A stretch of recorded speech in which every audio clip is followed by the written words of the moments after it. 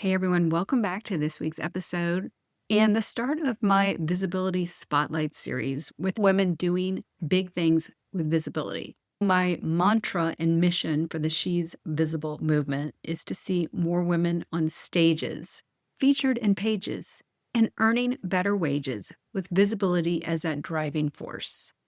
Visibility is status, it's advantage, and it's opportunity, and we need more of it. As women experts, authors, speakers who are doing incredible things, and I look around and there's so many women, especially in the LinkedIn world where I live, who are supporting women with this mission and vision I have in so many different avenues.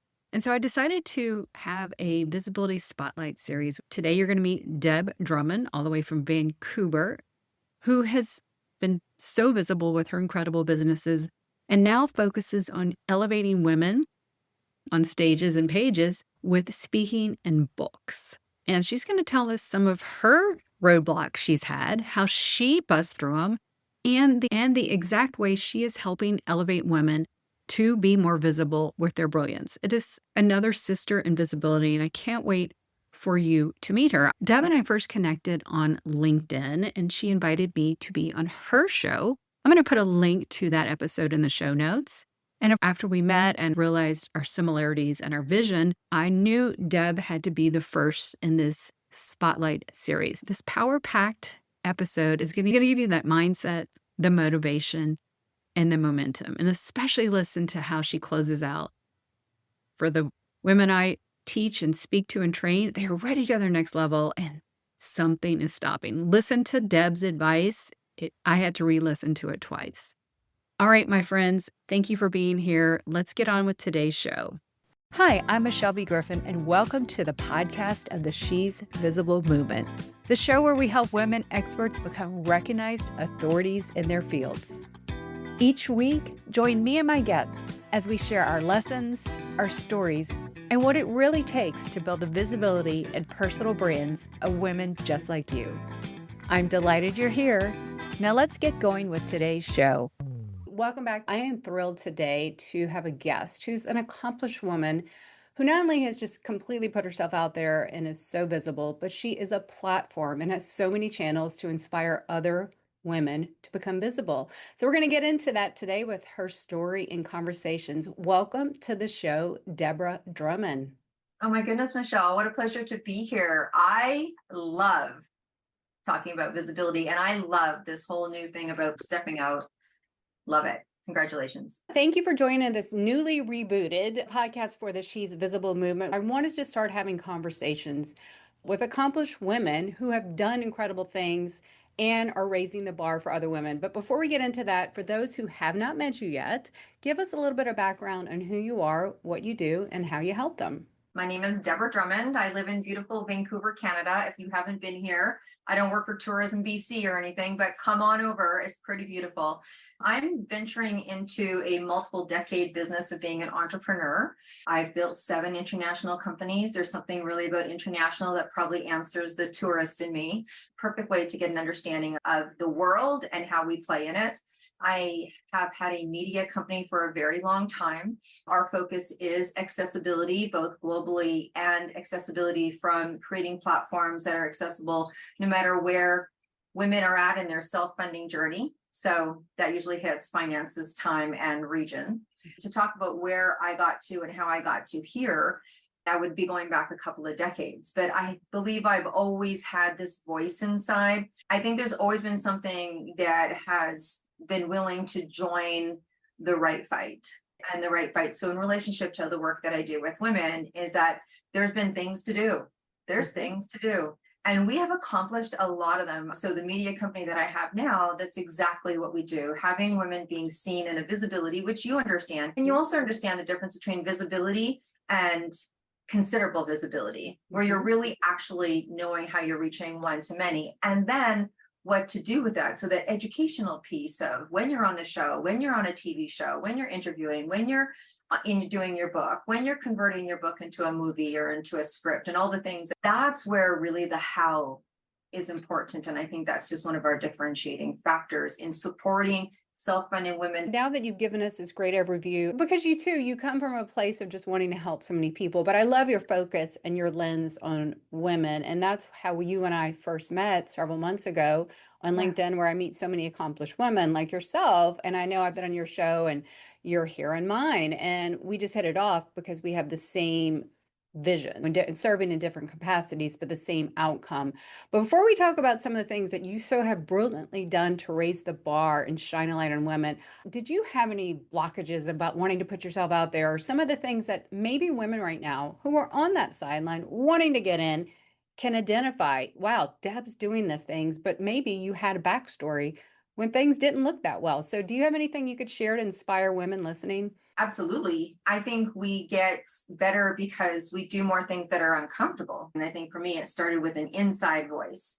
I didn't come to my companies full of what I call business esteem and self-esteem. I came with passion and I came with grit and I came with all the things. It was a while ago. You grit your way and you learned your way. And there wasn't even a women's networking group. And like, I don't even know my country when I started. Putting yourself out there always has a risk. And sometimes I don't think for me, I even was able to pinpoint the risk.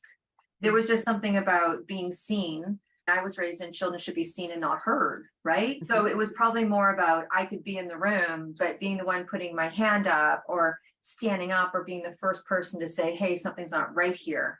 It always had a sense of, I don't want to say danger, I would say pointing yourself out or the fear of someone saying something back that you couldn't answer. I got to learn very young in my entrepreneurial journey when you have your back against the wall, when it's just you and you, there's things that you're forced to do. When you ask yourself, it's time to step up, and you find that you're not doing that, it's no different than I need to get my body in shape and you aren't getting to the gym. I think all the work that we do on our esteem and our value as a woman and a value as a parent and value as a partner and value as a businesswoman, that all lends into your business esteem where you're going to stand up, speak up, and show up in a different way. When you start making claims like that, eventually you're going to be put in a position where you're going to have to activate that and be the first one to walk out there. For me, it is about uncomfortableness, and it is about knowing that I used to tell my team and tell women that I work with, your uncomfortableness comes your biggest paycheck. So if that's what you need to tell yourself, because it's true,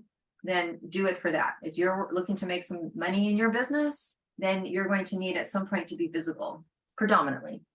Really, nothing comes from being invisible. Nothing comes from being the best kept secret or have brilliance that three people know about. I'm so passionate about the topic of put yourself out there. That was the topic of my TEDx talk. And the thing that I coined, and I shared the story, it's called the judgment monster. Everyone has a different fear. There's even fear of being seen, fear of judgment, fear of success, even. It's crazy. Everyone in our own little world had different little voices. Is there one that had hold on you more than others? What I talked about, seen, not heard, because when I started breaking into the world of visibility, I didn't have a lot of mentors and there wasn't a lot of people doing that. I literally had to get my bravery from listening to people that were not in my immediate circle, like Tony Robbins, Oprah's, John Bradshaw. Like I had to pull from people I didn't know and muster it up. My conversations when I'm getting ready in the morning, to be honest with you, like when I'm actually in the mirror, putting on my stuff, doing my thing, that is my power time. I'm in the shower, I'm listening to a YouTube. I listen to music. Music has been just a major player for me for bravery. I've been coining hashtag borrow bravery for this last little while with just our whole organization. But for me, I borrow the bravery that I need. And if I have to listen to something over and over again, it's been a solo bathroom journey. If you really want to tell the truth, a lot of it is faith-based in terms of not necessarily a particular faith, but having faith in what I've done before or having faith in certain philosophy around stepping up. Putting yourself out there, getting visible moment is different. And I like to say, I love that you said the daily bathroom talk. I call it your daily mindset vitamin. We need like a daily multivitamin. We need a mindset shift or whatever that is that go to. It could be music one day. It could be a motivational speech or a talk or whatever it is for you. Make sure you get it daily because I suffer when the days I don't take them. I think we're all like that. We all need some daily reminder. Even getting on a call, like talking to someone like you or a friend or a text, anything can just really lift someone up. I call that service based visibility was a whole genre of the TEDx talk. And I also say that's an important way to put yourself out there. You have a gift, a message, a story, a business transformation, all of the above that is here for someone, not everyone Yeah. usually. And we need to hear you. So when you think about you're putting yourself out there for them to help them, you're the vehicle, the conduit, it's a lot easier to put yourself out there. So I'm so glad you said that because you have built incredible businesses. You've had these stories. And then recently, let's jump into how we first connected. We have a lot, but these are the three that I know of and share what I'm missing that empower women in different ways. You have the 262 Project, the Mhm. Women's Channel, TV channel, and the Show Up, Speak Up, Stand Out. Introduce us to what these are so we can see how you are shining the light for women. Thank you. And you know what? It doesn't matter how you say show up, stand up, speak up. We all kerfuffle it up, but it's really, yeah, show up, stand up, speak up. Yes, you. That's the Yeah. piece of the movement. So those are International Women's Day highlighted, focused summits that happen all through the year because International Women's Day, yes, it's March 8th, and that's great. But we feel it's too isolated. We feel it's too, hey, sister, a couple of posts on Facebook. Maybe you go to an event and then somehow it doesn't even last as long as St. Patrick's Day. Yes. Do you know what I mean? So to recognize that, we do 4 major summits a year, about 30 to 40 speakers, experts in their field, panels, women that are listening. If they have a passion or a mission, then get on the stage. And then the beautiful thing is that we introduce them to television there, where when they speak, we take their presentation, turn it into an episode and put it on the Women's Channel.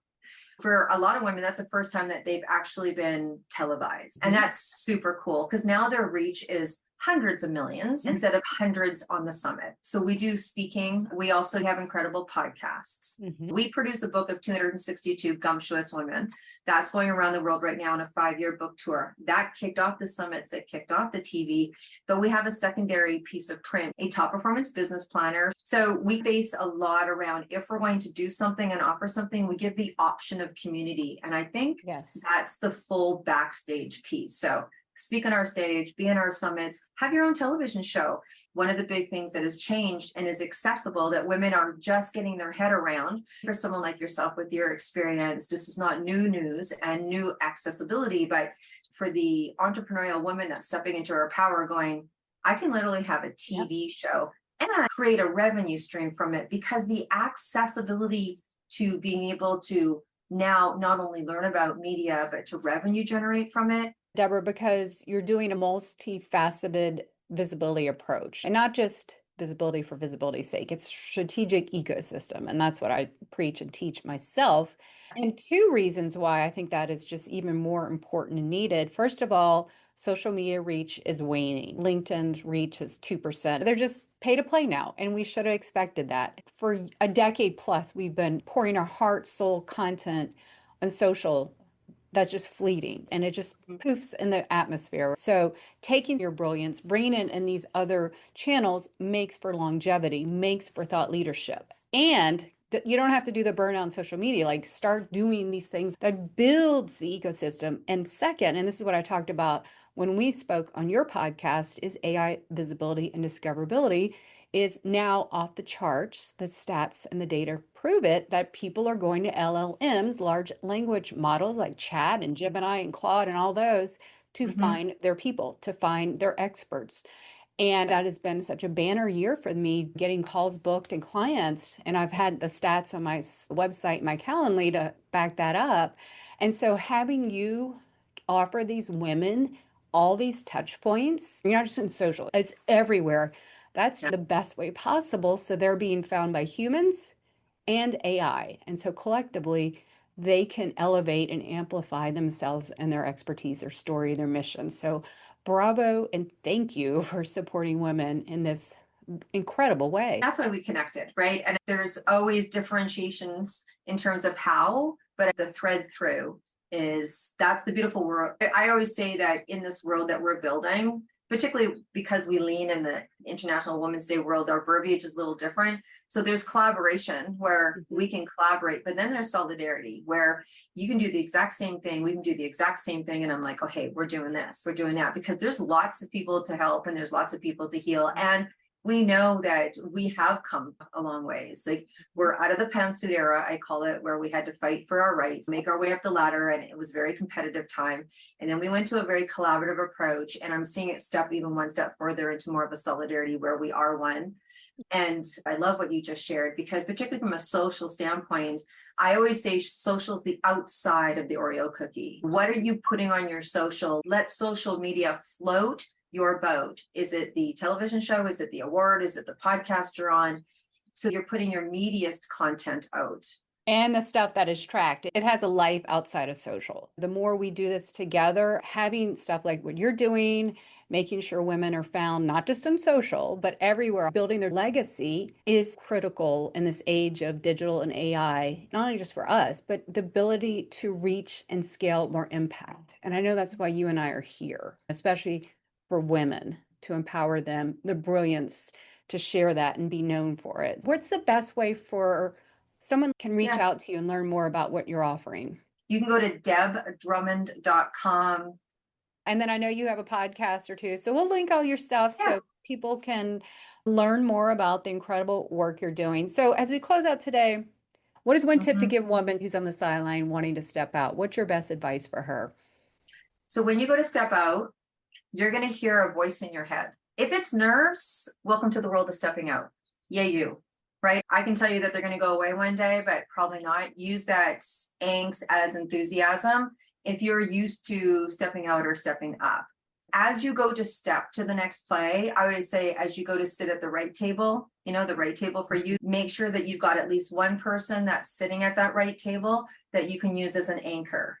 Do not go to your bank manager for relationship advice on your marriage. It is really to your own deficit if you go get support from people that don't know what about you're going to go do. If they're 100% cheerleaders, cool. But if you are stopping or noticing or deflecting or procrastinating or whatever it is, if you're doing that stuff, note to yourself and get quiet and listen to the voices. The voices will tell you something. Don't give it warrant. Don't give it voice. You'll always find reasons why not to. Even the celebrities that I have interviewed afterwards will go, was that okay? Did that sound okay? It is the nature of the beast to question yourself, to wonder yourself, and it's not worth it. And if you can't figure out why it's going on for you, then don't. Just figure out a way to bypass that. You don't have to psychologically dissect it if it's not right there for you.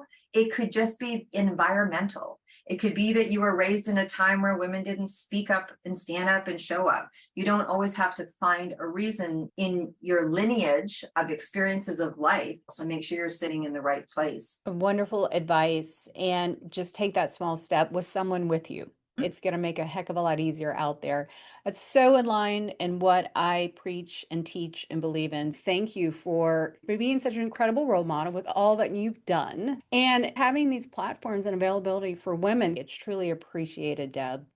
As a podcast host and a stage host, I really honor being asked to be on someone else's stage and host. So I appreciate that. You're doing great work, and you were on our show and I was engaged and listening as much as hopefully you were today. And we're both doing really good things. Yes, we're together on the same mission. Well, that's it for another episode. Yeah. Thank you for taking the time to join us and to know more about my advisory, my speaking, and my She's Visible initiative. Head on over to michellebgriffin.com. The B stands for branding, michellebgriffin.com. So until then, keep putting yourself out there. You have a brand to build, a message to share, and people to impact. I'll catch you next time. Take care. That's it for today's episode. And before we go, can I ask a favor? I would be so honored if you could give this show a rating and a review, because that helps more women who are maybe on the sidelines and so ready to put themselves out there, or who are ready for their next level and can find us and learn everything they need to build their visibility, their personal brands, and become thought leaders in their space. Thank you so much. Until next time, take care.